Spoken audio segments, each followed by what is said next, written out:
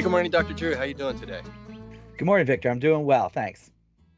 Right here we have a canker on the stem of this chestnut oak, and it's kind of got this dark staining around it.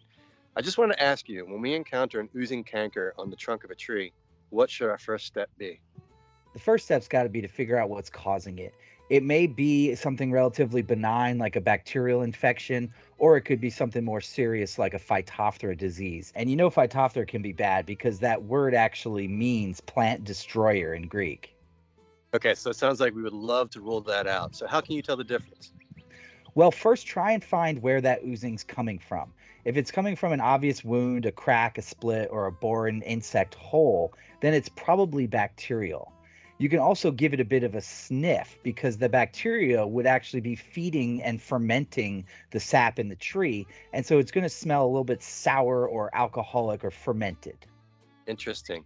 So what if it smells normal and I can't find a wound or a hole?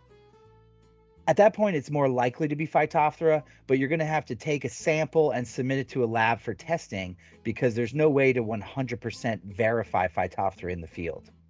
Okay, so let's say that it's confirmed Phytophthora. What do we do now? At that point, we want to combine some cultural treatments with some direct management options. There are stem and soil applied materials that we use to manage Phytophthora, and then also cultural things. Cultural things such as what? Well, Phytophthora thrives in saturated soil. So you want to look at irrigation, you want to look at improving drainage, adding organic matter, and mulching the surface.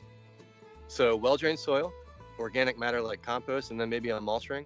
Sounds perfect. But it all starts with a correct diagnosis, right? Exactly. All right, Dr. Drew, I want to thank you once again for your time. And as always, thanks for being a resource for our arborists here at Bartlett Tree Experts. Thanks, Victor. It's a pleasure.